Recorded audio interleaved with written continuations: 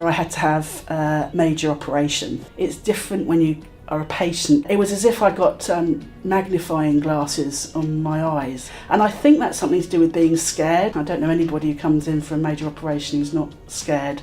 From arriving through going through the operation, recovering and going home, I felt safe. The nurse took my details and said, "Can you please change into this theatre gown?" And I looked at me and I thought, there's absolutely no way that is going to go round me in a comfortable way. Actually, it made quite a big difference to how I felt.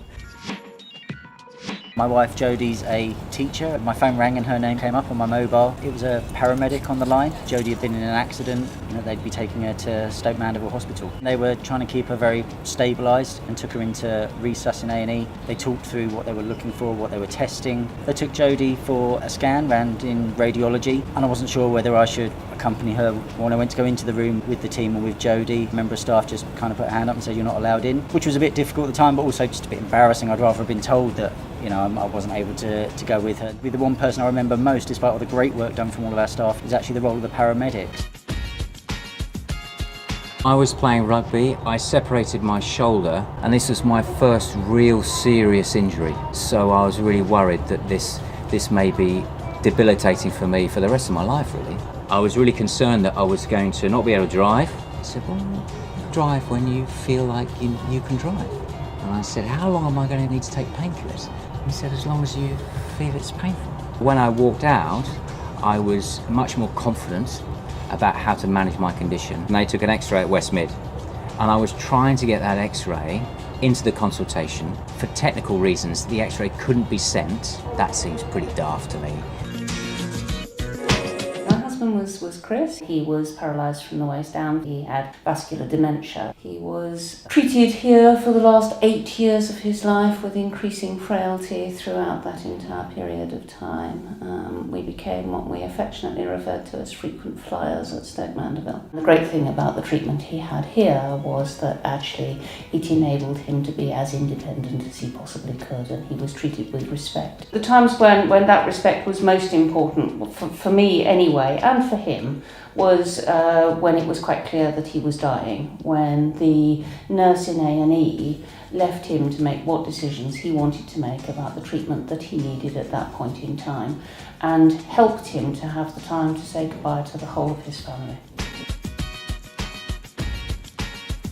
So in September last year, I broke my thumb. Went to Wickham to begin with. I then went along to Stoke to have it put in a splint, and the plastics department stayed open so that I could have my thumb in a cast. It was probably right at the end of their shift, but they were nice enough to stay on, and were very friendly and chatty. It made me feel very much at home.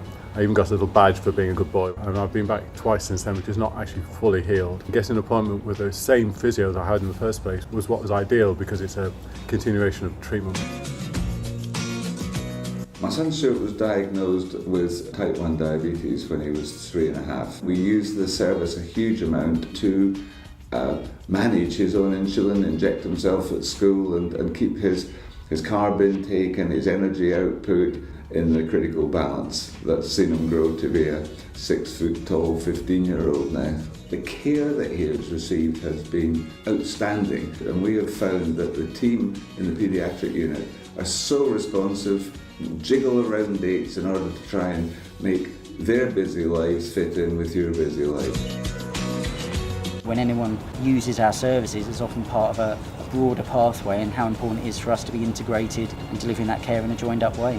And I, on the board, want to try and create an environment where the care and the ambition to give great patient service is made possible by the facilities, by the finances, by all the things that we on the board can influence. And we do need to work really hard at trying to connect the NHS. That's been more important to me since my consultation in the way that we try and get that culture right across our services than I think I realised before. All of my healthcare has always been here, all of my children's healthcare has always been here, and my husband's healthcare was here.